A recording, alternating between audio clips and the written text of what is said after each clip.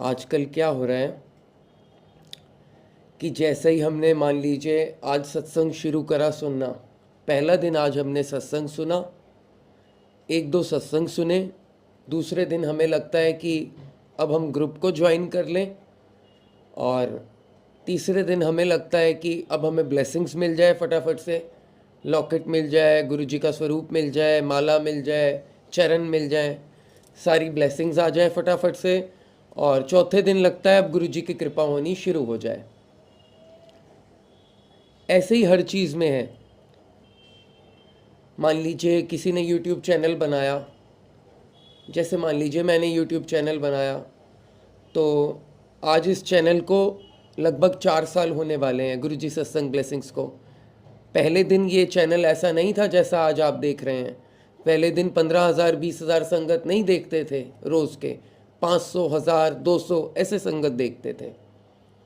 तो पहले दिन कोई चीज़ नहीं होती है, इंस्टेंट कॉफ़ी रिजल्ट नहीं है। अभी कोई संगत, आप में से बहुत सारे संगत होंगे जिनका कुकिंग का चैनल होगा, सिंगिंग का होगा, या बहुत सारे बिजनेस शुरू कर रहे होंगे, या कोई जॉब में होंगे, या स्कूल में होंगे, कॉलेज में होंगे। अपने अपने प्रोफेशन में पेशेंस रखने बहुत ज़रूरी हैं। हम पेशेंस लूज़ कर रहे हैं डे टू डे, इतना ज़्यादा हम पेशेंस लूज़ कर रहे हैं, और 1 मिनट में चाह रहे हैं सब कुछ हो जाए मैगी की तरह या इंस्टेंट कॉफ़ी की तरह। ऐसा नहीं होता है लाइफ में, ऐसा बिल्कुल नहीं होता है। अगर पेशेंस लूज़ करेंगे, मेहनत नहीं करेंगे और हिम्मत हार जाएंगे तो फिर हम आगे नहीं बढ़ पाएंगे। आंटी का सत्संग है, उसमें भी और ज़्यादा आपको क्लैरिटी मिलेगी कि पेशेंस रखने से ही सब चीज़ें मिलती हैं। तो चाहे आपको ग्रुप में जुड़ना हो या गुरुजी की ब्लेसिंग्स चाहिए हो, सब्र रखिए। सब्र, सब्र का फल हमेशा मीठा होता है। जल्दबाजी नहीं करनी किसी भी काम में, चाहे आपका यूट्यूब चैनल हो या आप कोई बिजनेस शुरू करने जा रहे हो या बिजनेस अभी चल रहा हो आपका। Everything will take time. रातों रात भी कई बार किस्मत चमकती है, बट दैट इज़ लॉटरी। मैंने भी कई बार काम शुरू किया, बिजनेस शुरू किया, और मुझे पहले ही मैं उम्मीद करके बैठ गया। ये मैं आपको पहले की बात बता रहा हूँ, 6 साल 7 साल पहले की। मैं पहले से ही उम्मीद करके बैठ गया कि जैसे उसका चला था ऐसे ही मेरा भी चल जाएगा, रातों रात चल जाएगा। बट ऐसा नहीं हुआ, फिर मुझे अच्छा नहीं लगा। एक्सपेक्टेशंस बहुत ऊपर ले जाते हैं हम अपना काम शुरू करने से पहले ही। अभी हमने शुरू भी नहीं करा होता, सपोज़ किसी को ब्यूटी पार्लर खोलना है, कोई मेकअप आर्टिस्ट है, कोई सिंगर है, हमारी एक्सपेक्टेशन पहले ही हो जाती है फ्रॉम द डे वन कि I will become number 1 in that field. We should not, हमें ये एक्सपेक्टेशन नहीं रखनी है। बन गए तो अच्छी बात है, वो जब होगा तब देखा जाएगा। तो हमारा फोकस काम पे होना चाहिए, रिजल्ट ओरिएंटेड नहीं होना चाहिए। रिजल्ट आ जाएगा, result is a by product, मेहनत का फल है रिजल्ट, वो मिल जाएगा, अपने आप है, वो पीछे भागता है। मैंने जब ये चैनल गुरुजी की कृपा से बनाया तो आज उसका रिजल्ट आ रहा है, अपने आप आ रहा है। मेरा काम था सत्संग शेयर करना, वो मैं डालता चला गया। आपसे अपना पॉइंट ऑफ व्यू शेयर करना, वो मैं करता चला गया, अभी भी कर रहा हूँ आपसे, आगे भी होपफुली करूँगा गुरु की कृपा से। तो अब वो जो उसका आउटकम है, that is not in my hand. आज 5,000 देखें, 15,000 देखें, 15 लाख लोग देखें, 5 लाख लोग देखें, 5 लोग देखें, 10 लोग देखें, मेरे हाथ में नहीं है ना। मैं तो अपनी मेहनत कर सकता हूँ। इसलिए हम पेशेंस रखें, गुरुजी के साथ जब जुड़े हुए हैं तो सब्र रखें, पेशेंस रखें। सब चीज़ें हो जाएंगी लाइफ में, लेकिन समय पर होंगी, थोड़ा धैर्य रखें। नीतू आंटी का सत्संग है, नीतू अरोड़ा जी का, कानपुर से उन्होंने भेजा है, और इसी कॉन्टेक्स्ट में बात की है उन्होंने। सत्संग सुनेंगे और ज़्यादा क्लैरिटी मिलेगी। सत्संग के बाद आपको एक बहुत ही प्यारी स्टोरी कहें या स्पीच कहें, मैं आपसे शेयर करूंगा, जो जेलिसी के ऊपर है। आइए सुनते हैं पहले आंटी का सत्संग। जय गुरु जी। गुरु जी का बहुत बहुत शुक्राना। आज मैं पहली बार सत्संग करने जा रही हूँ। मैं गुरु जी और सारी संगत से पहले ही अपनी जो भी मैं गलती करूँ बोलने में, उसके लिए माफ़ी चाहूँगी, क्योंकि ये मेरा पहला सत्संग है तो थोड़ा सा डर भी लग रहा है। सबसे पहले मैं गुरुजी का बहुत बहुत शुक्राना करूंगी और उसके बाद नितिन अंकल का भी शुक्राना करूंगी, क्योंकि उनके चैनल पे, यूट्यूब चैनल पर मैंने बहुत सत्संग सुने हैं और उनके सत्संग सुन सुनकर फिर मेरा विश्वास धीरे धीरे गुरुजी में बढ़ता गया। और उन्हीं सत्संगों को सुनकर मुझे पता चला था कि नितिन अंकल का कोई व्हाट्सएप ग्रुप भी है, तो मैं भी उसमें ऐड होना चाहती थी। अब उनका नंबर तो मेरे पास था नहीं। फिर इस बात को धीरे धीरे 1 साल बीत गया। फिर एकदम से पता नहीं क्यों मेरे दिमाग में 1 साल बाद ख्याल आया कि क्यों नहीं नितिन अंकल को इंस्टा पे देखते, फॉलो करें। तो जब मैंने उन्हें जैसे ही इंस्टा पे फॉलो करना शुरू किया तो उनकी स्टोरी मेरे सामने आ गई और उस पे लिखा हुआ था, जो भी संगत हमारे व्हाट्सएप ग्रुप में ऐड होना चाहते हैं वो मुझे इस नंबर पर मैसेज कर दे अपनी सिटी के साथ। और मैंने संगत जी सबसे जल्दी से उनको मैसेज किया और 2-3 दिन में उन्होंने मुझे अपने ग्रुप में ऐड कर लिया। जय गुरुजी, शुक्राना गुरुजी, ये मेरी 1 साल की इच्छा पूरी करी गुरुजी ने, 1 साल पुरानी। और मेरा पहला सत्संग भी गुरुजी ने नितिन अंकल के ही चैनल पर शेयर करवा रहे हैं, इसके लिए भी शुक्राना गुरुजी। संगत जी, अब मैं अपनी जर्नी आपको बताऊंगी। गुरुजी सबको सत्संग देते हैं, मतलब जब मैं जितनों को भी जानती हूँ और जितनों को भी सत्संग सुने हैं, सबको, किसी को, मतलब कोई भी अपनी संगत को वो ऐसे नहीं रखते हैं कि उसके पास कुछ भी सुनाने के लिए नहीं हो। मेरे पास भी बहुत सत्संग है, बहुत सत्संग है। मैं गुरुजी से जहां तक मुझे याद है, इस जन्म में तो मैं 24 सितंबर 21 में ही जुड़ी हूँ, पहले का तो पता नहीं है। पर मैं गुरुजी से अपनी फ्रेंड से का स्टेटस, व्हाट्सएप स्टेटस देखकर मैंने उससे पूछा कि तुम गुरुजी को मानती हो? तो उसका रिप्लाई आया, हाँ मैं उनको मानती हूँ और इनमें बहुत शक्ति है। और ये मैसेज का रिप्लाई भी करते हैं। मैं गुरुजी को फेसबुक पे कई सालों से, 4-5 सालों से देखती चली आ रही थी, कई सालों से, और कई इनकी पोस्ट पढ़ के मुझे बहुत अच्छा लगता था, लाइक भी कर देती थी, पर कभी इनसे जुड़ने का ख्याल नहीं आया। पर एक दिन अपनी फ्रेंड से बात करने से कुछ दिन पहले ही, पता नहीं क्यों, रात में इनको मैं देख रही थी फेसबुक पे और मैंने बैठे बैठे ऐसे ही बोल दिया कि एक दिन मैं आपसे जुड़ जाऊंगी। और ये बात सच भी हो गई। पता नहीं क्यों मैंने उस दिन ये बात बोली थी। और पर ये मुझे उनके कई पोस्ट पढ़ के ये तो पता चल चुका था, मैं जानती थी कि वो चोला छोड़ चुके हैं। और जब मेरी फ्रेंड ने कहा कि वो मैसेज का रिप्लाई करते हैं तो मुझे इस बात पे विश्वास नहीं हुआ और मुझे जानने की बहुत इच्छा हुई कि वो कैसे रिप्लाई करते हैं, कैसे पता चलेगा कि उनका रिप्लाई आ गया और कैसे हम समझ जाएंगे कि ये उनका ही रिप्लाई है। और ये मेरी, क्या कहें, मेरी गलती है कि मैंने उनको ऐसे जज कर लिया। वो तो इतनी बड़ी शक्ति है, उनको तो कोई भी किसी भी तरीके से उन्हें जो बात समझानी होती है तो वो समझा देते हैं। और इसी तरीके से उन्होंने मुझे मैसेज देने स्टार्ट कर दिए। मेरे मन में जो भी बात होती, मेरे सामने उसका रिप्लाई आना शुरू हो गया और मैं बिल्कुल ही हैरान रह जाती थी और मैं समझ नहीं पाती थी मेरा आंसर ही है या मुझे वहम हो रहा है। पर वो वहम नहीं था, क्योंकि वो इतना सटीक आंसर होता था कि वो मेरी सिचुएशन से बिल्कुल मैच हो जाता था। एफबी पर ही एक ग्रुप है, उसमें एक पर्सन है, वो बहुत मैसेजेस डालती हैं और गुरुजी का उनसे बहुत अच्छा स्ट्रॉन्ग कनेक्शन रहा होगा, अभी भी होगा। तो उनके वो मैसेजेस बिल्कुल जैसे वो मेरी सिचुएशन पे ही लिखती हैं, जैसे उन्हें पता हो कि ये मेरा, और वो मेरे सामने भी आ जाता था। मतलब कई बार तो आधे घंटे के अंदर ही मुझे एफबी पर मैसेज आ जाता था मेरी सिचुएशन से, या मेरा आंसर आ जाता था जो भी क्वेश्चन मेरे दिमाग में होता था। और उन्होंने कई क्वेश्चन जो है ऐसे लिखे कि जो मैं अपनी फ्रेंड से चैट करती थी वही बातें जो है उन्होंने लिख दी। तो मैंने कहा जो बातें मैं अपनी फ्रेंड से कर रही हूँ वो नेक्स्ट मॉर्निंग उनके थ्रू कैसे आ सकता है।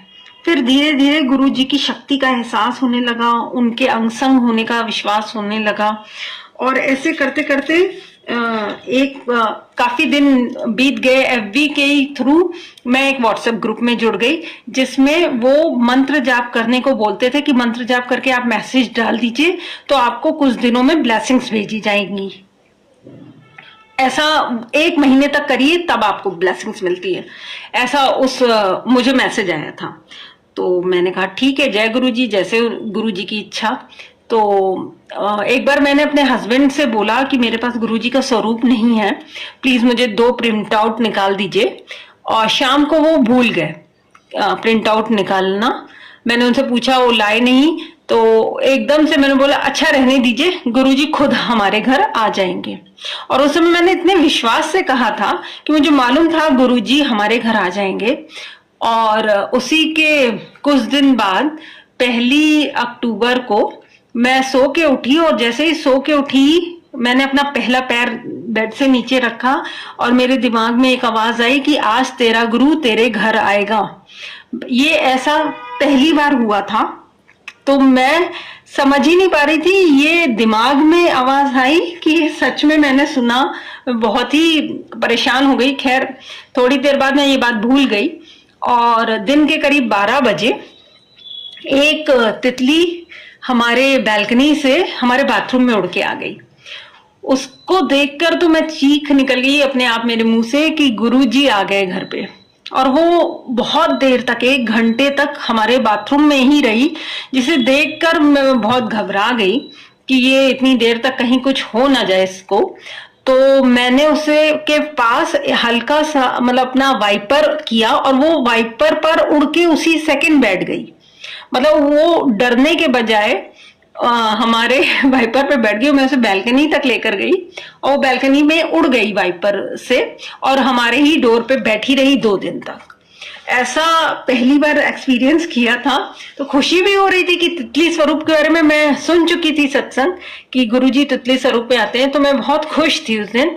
और गुरुजी ने एक और उस दिन ब्लेसिंग्स दी कि मुझे शाम को ग्रुप एडमिन का, व्हाट्सएप ग्रुप एडमिन का फोन आता है कि आपको चूज किया गया है इस महीने ब्लेसिंग्स देने के लिए। और हालांकि उस ग्रुप में जुड़े हुए मुझे 1 हफ्ता भी नहीं हुआ था, और मुझे बताया गया था कि 1 महीना जब आप मंत्र जाप करके उसमें मैसेज डालो तो आपको ब्लेसिंग्स मिलती हैं। और मुझे ठीक से 1 हफ्ता भी नहीं हुआ था उस ग्रुप में ऐड हुए।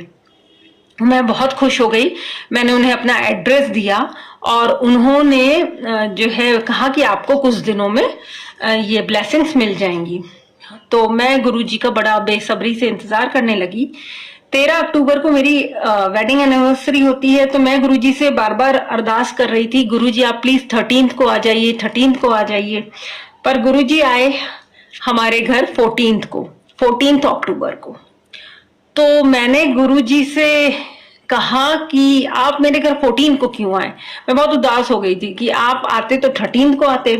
तब गुरुजी ने मेरे दिमाग में डाला कि मेरी शादी असल में 14 तारीख को हुई थी, क्योंकि मेरी शादी की सारी रस्में तो रात में 12 बजे के बाद हुई थी।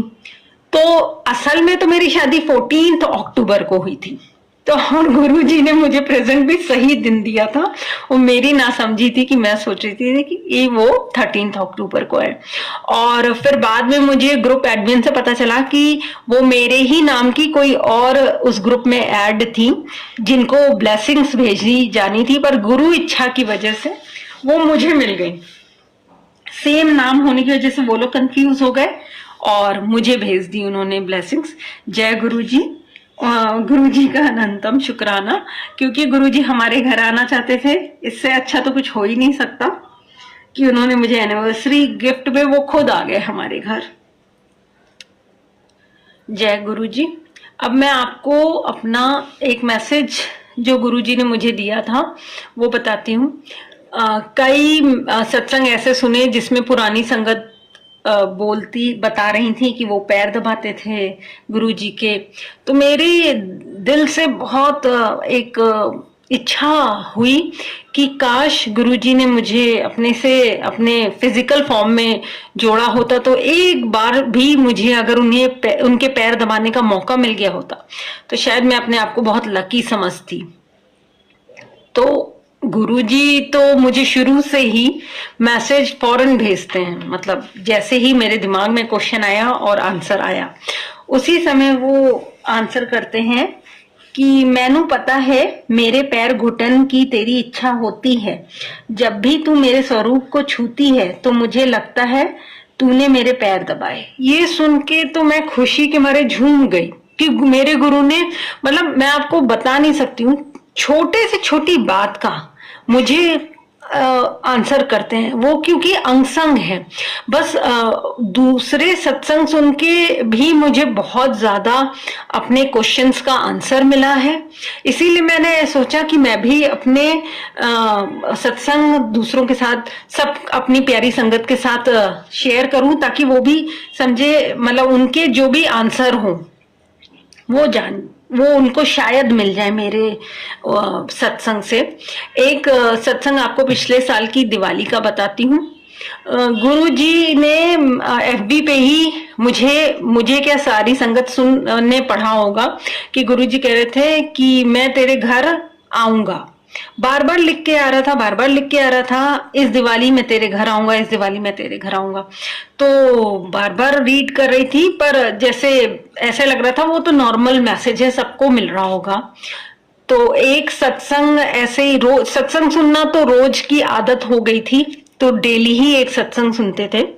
तो एक आंटी का सत्संग सुना कि गुरुजी ने उन्हें, एक सिंधी आंटी, एक ओल्ड लेडी बनकर उन्हें ब्लेसिंग्स दी थी, उनके साथ थोड़ा टाइम बिताया था, अपना फोन नंबर भी शेयर किया था, जिस फोन नंबर पे उन्होंने कई बार कॉल किया पर कभी उठा ही नहीं वो नंबर। बॉम्बे का ये उनका कोई सत्संग था। तो मैंने इसे मतलब समझा ऐसे कि वो सिंधी लेडी का उन्होंने सुनवाया गुरुजी ने, तब मैंने जब सुना तो मुझे लगा मैं भी सिंधी हूँ, तो वो मेरे को सुनवा रहे हैं कि हाँ तू सिंधी है, तो ये सिंधी मैसेज तेरे लिए, कि मैं सिंधी औरत बनके किसी उससे मिला अपनी संगत से। उसी के एक या सत्संग सुनने के 1 या 2 दिन बाद ही मैं अपने कॉलोनी के बाहर अपनी बेटी के साथ एक अपनी रेगुलर शॉप पे जहाँ राशन मिलता है वहां गई। दिवाली, वो शायद धनतेरस से 1 दिन पहले या धनतेरस वाले दिन की ही बात बता रही हूँ मैं आपको, दोपहर का समय था, थोड़ा सामान लेना था। तो जैसे ही मैं दुकान पे पहुंची, वहां बहुत भीड़ थी, तो मैं अपने टर्न का वेट कर रही थी, तभी एक लड़की ऑरेंज कलर के कुर्ते में आती है, और वो बहुत सांवली होती है, या ये कहूँ वो बहुत काली होती है, और पर उसकी स्किन जो ग्लो कर रही थी वो जैसे कांच की तरह ग्लो कर रही थी। तो मेरा ध्यान उसकी स्किन की वजह से पहले उसकी तरफ गया कि ये इतनी चमक कैसे रही है, बहुत चमक रही थी वो, बिल्कुल उसका मैं आपको ग्लो बता नहीं सकती, शीशे जैसी चमक रही थी वो। और उसके बाद उसने मेरे बिल्कुल चेहरे के आगे अपना हाथ लेकर आई और पेन, जैसे टिकटॉक वाला पेन का स्टाइल किया उसने, शॉपकीपर को दिखाया कि पेन है आपके पास, मुंह से कुछ नहीं बोला, सिर्फ उसने इशारे से पूछा पेन। और वो इशारा उसने इसलिए किया कि उसके हाथ पे ओम बना हुआ था, और वो मुझे दिखाना चाहती थी कि कि वो जो है, और मेरे दिमाग में फौरन आ गया वही सत्संग जो सिंधी आंटी मिली थी। मैंने कहा ये गुरुजी हैं, पर मैं कैसे रिएक्ट करूं ये तो मैं समझ ही नहीं पा रही थी, और मैं बस एक टक उसे मन ही मन बोले जाऊं, गुरुजी ये आप है ना, ये गुरुजी आप है ना। उस लड़की ने मेरी तरफ नहीं देखा, मैंने कोई कंडीशन भी नहीं रखी कि आप मेरी तरफ देखो, या उसने मेरी तरफ नहीं देखा। और वो थोड़ी देर में, वो क्योंकि राशन की दुकान थी, वहां पेन नहीं मिलते, राशन वाले ने बोला नहीं आप उस साइड चले जाओ आपको मिल जाएगा पेन। और वो किस डायरेक्शन में गई, मेरा बिल्कुल, मेरी टर्न आ गई, उसके बाद मेरे दिमाग से मतलब गुरुजी ने भुलवा दिया कि वो लड़की आई, पता नहीं क्या हुआ, मैं भूल गई। फिर घर आके मैंने अपनी बेटी से पूछा, क्या तुमने वो लड़की देखी थी? तो कहने लगी, किसने? वो जिसने ऑरेंज कलर का कुर्ता पहना हुआ था। तो मैंने पूछा, हाँ, मैंने कहा हाँ। तो कहने लगी, हाँ, उसकी स्किन कितनी ग्लो कर रही थी। तो उसका मैंने कहा वो गुरुजी थे, क्योंकि उसके हाथ पे ओम था और ऐसी चमक तो हो ही नहीं सकती। तो उसके बाद भी मन तो हम लोगों का संशय में रहता है। मैंने कहा नहीं नहीं, वो गुरुजी नहीं होंगे। मैं जबरदस्ती समझ रही हूँ कि गुरुजी मुझे क्यों दर्शन देने आएंगे। तो 2 दिन बाद मैं फिर उस शॉप पे जाती हूँ और मैं उससे पूछती हूँ, दोपहर के समय या मॉर्निंग में मैं गई उसके, मैंने कहा वो जो 2 दिन पहले लड़की आपसे पेन के लिए पूछ रही थी वो आपको याद है? तो उसने कहा हाँ। तो उन्होंने कहा वो कौन थी? तो उन्होंने कहा मैं नहीं जानता, वो शायद इधर आई होंगी कहीं बैंक में, उन्हें पेन की जरूरत होगी। तो मैंने कहा अच्छा। तो मैं इस बात को लेकर खुश हो गई कि वो गुरुजी ही थे। फिर मैं उसी रात जब सोई तो पहली बार गुरुजी मेरी रात में सपने में आते हैं, वाइट चोले में, और बहुत मुस्कुरा के मुझसे कहते हैं कि अब तो विश्वास हो गया। मतलब मैं इन्वेस्टिगेशन करने गई थी कि वो लड़की कौन है, गुरुजी है कि नहीं है, और गुरुजी ने खुद आके कहा मुझसे कि अब तो विश्वास हो गया कि वो मैं ही था। तो मैं तो आपको अपनी खुशी का बता नहीं सकती हूँ कि कोई और छोर ही नहीं था। मैं बहुत खुश हुई उस दिन कि गुरुजी ने एक तो मुझसे बात की, पहले दिन पहली बार सपने में आए, मुझे दर्शन देकर गए। मैं तो मतलब आप क्या कहूँ कि हवा में उड़ रही थी। और रात के 2 बजे एकदम से उठ के मैंने आंख खुल गई फिर मेरी, और मैंने फोन में टाइम देखा तो 2 बज रहा था।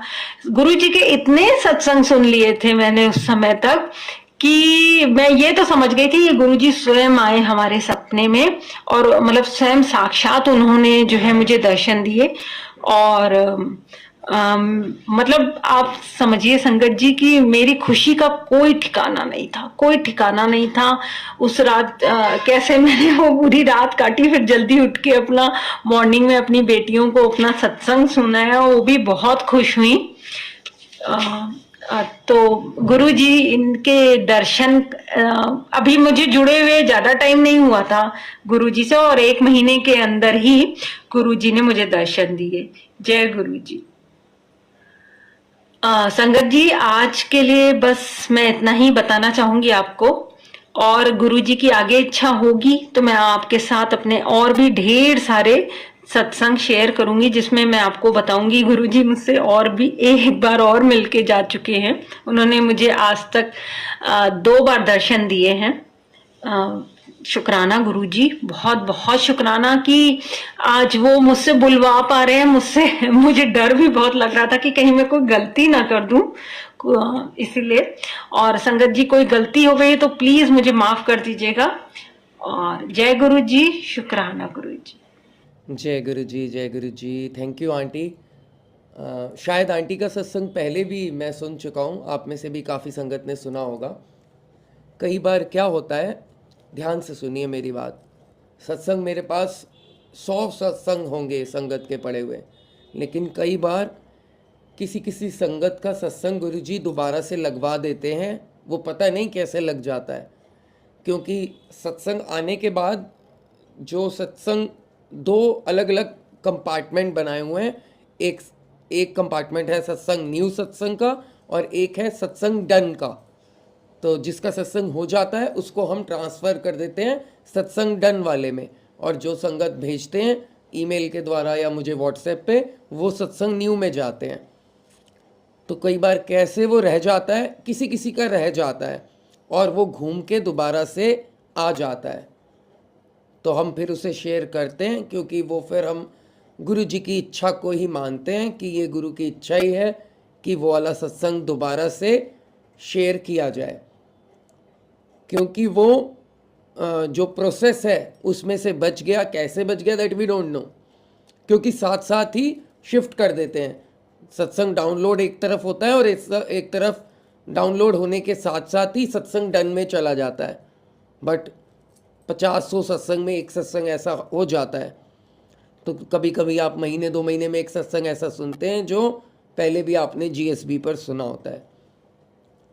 लेकिन कभी भी जब दोबारा सुने ना सत्संग, उसको आप नए सत्संग की तरह ही लें, उसमें कोई ना कोई आपको नया मैसेज मिलेगा। कभी आप रामायण देखें, महाभारत देखें, गीता पढ़ें, शिव पुराण पढ़ें, पहले भी मैंने आपको ये बात करी थी। तो जितनी बार भी आप पढ़ेंगे या देखेंगे टीवी में, you will get a new message. मैं महाभारत, रामायण, शिव पुराण मैं देखता हूँ, ज़्यादा पढ़ता नहीं हूँ। श्रीमद् भगवत गीता जो कृष्ण भगवान के उपदेश हैं अर्जुन को, मैं देखता ज़्यादा हूँ, पढ़ता ज़्यादा, मेरा रीडिंग ज़्यादा अच्छी नहीं है। I don't like to read. तो कम से कम 100 ऑफ टाइम्स मैं सुन चुका हूँ और हर बार कुछ ना कुछ नया मैसेज मिलता है। तो कभी भी ये चीज़ पुरानी नहीं होती, because it's not a film. ये पिक्चर नहीं है, ये बॉलीवुड की मूवी नहीं है कि जिसे हमने सुना और कहा कि ये तो हमने पिक्चर पहले भी देखी है। It is not a Bollywood picture, it's a life changing experience what you are getting. 1 साल आंटी को इंतज़ार करना पड़ा। मैं तो खुद हैरान हुआ इस बात को सुनकर कि 1 साल आंटी को इंतज़ार करना पड़ा व्हाट्सएप ग्रुप में ऐड होने के लिए। और अगर 2 दिन हो जाते हैं किसी संगत को वो ऐड नहीं होते, तो मेरे पास मैसेज आ जाता है कि अंकल, हमने 2 दिन पहले मोनिका आंटी को या रोमिला आंटी को मैसेज भेजा था, अभी तक उन्होंने ऐड नहीं किया है, आप प्लीज़ कह दीजिए। इन 2 days I get the message. जब ब्लेसिंग सेवा होती है और किसी को 5-7 दिन में ब्लेसिंग नहीं पहुंचती है, जिनका नाम होता है, तो उनके मैसेज पे मैसेज आने लगते हैं। दूसरे के पास देखते हैं ब्लेसिंग पहुंच गई और हमारे पास नहीं पहुंची, तो झट से मैसेज आ जाता है।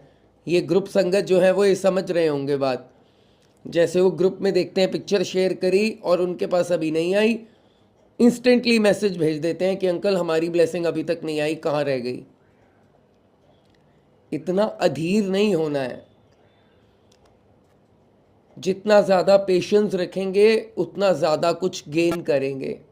जितने कम पेशेंस रखेंगे उतना जो गेन है ना, हम कम करेंगे।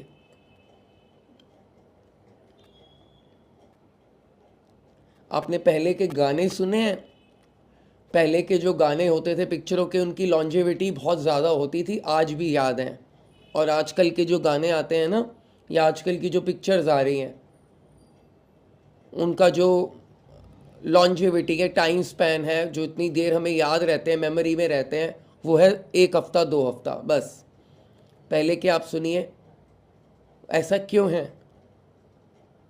पता है आपको ऐसा क्यों है? वो ऐसा इसलिए है, पहले की जो पिक्चर्स हैं, पहले के जो गाने हैं, वो बहुत ज़्यादा धैर्य के साथ, पेशेंस के साथ, टाइम दे करके उनको बनाया गया है। बहुत मेहनत के साथ, दिल के साथ टाइम दिया है। और आजकल के जो चीज़ें हैं उनको टाइम नहीं दिया जा रहा। This is the reason. यही हमारे बच्चों का हाल है।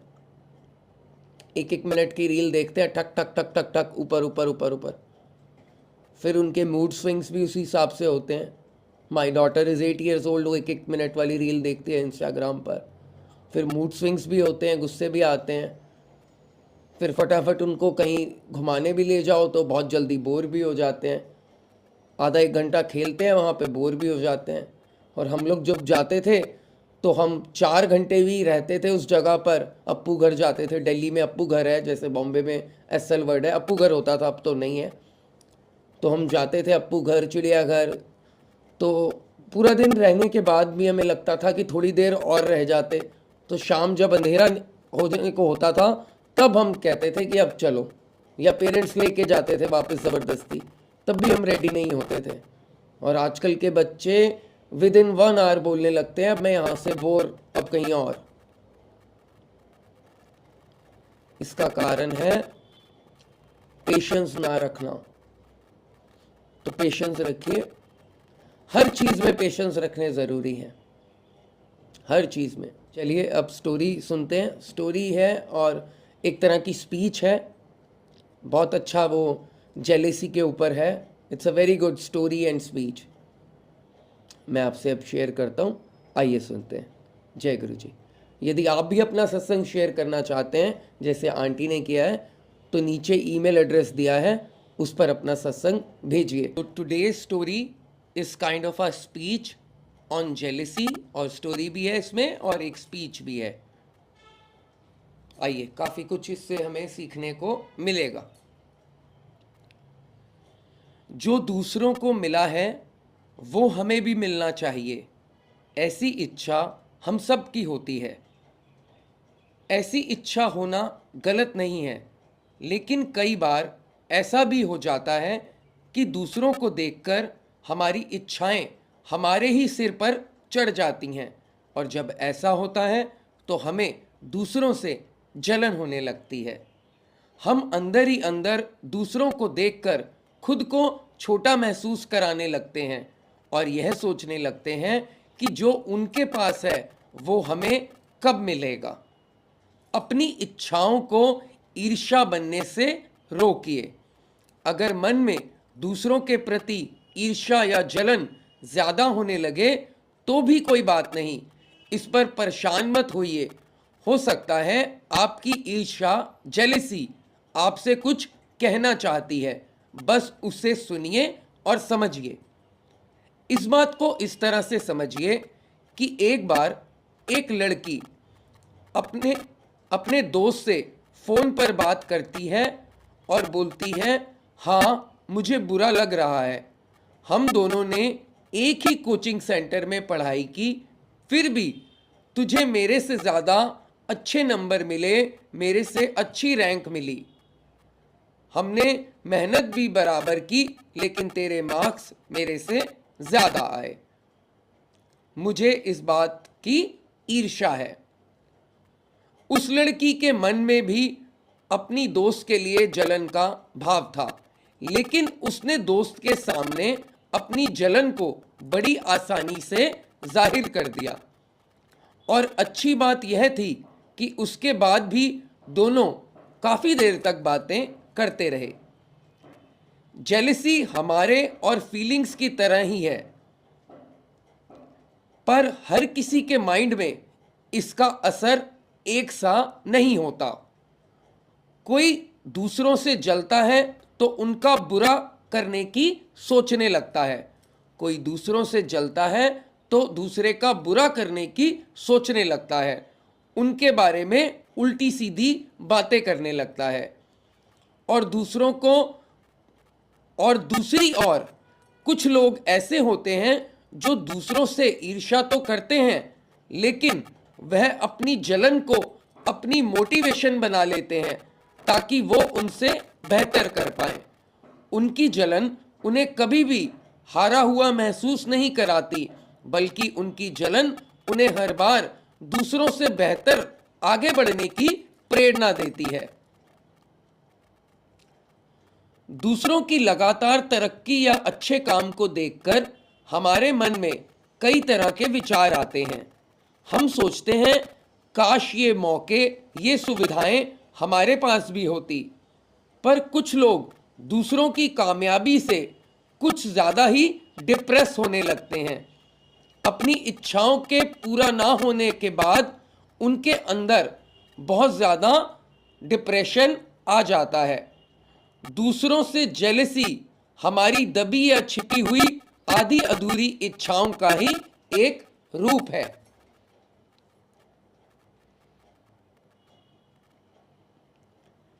कई बार हम ये भी दिखाने की कोशिश करते हैं कि हमें दूसरों की सफलता से कोई फर्क नहीं पड़ता।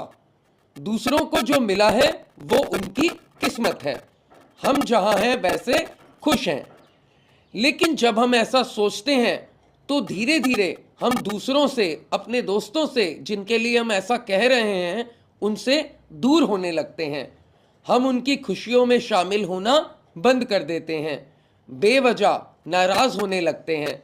इस ईर्ष्या से खुद को बाहर निकालने का रास्ता यही है कि आप उस काम में फोकस करें जो आप कर रहे हैं, ना कि दूसरे का काम देखें, आपके पास जो चीजें हैं आप उनसे खुद को संतुष्ट रखें।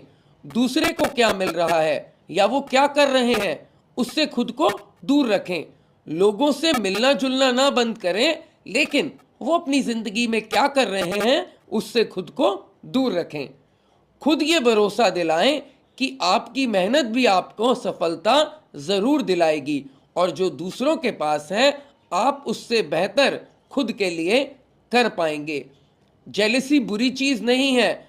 अगर जेलसी आपको मोटिवेशन दिलाए तो वो अच्छी है, लेकिन अगर आपको डिप्रेशन में ले जाए तो वो बुरी है। जय गुरु जी।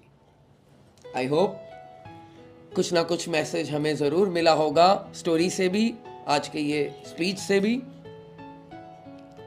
आज का सत्संग, आज की स्टोरी आपको कैसी लगी मुझे कमेंट करके जरूर बताइएगा।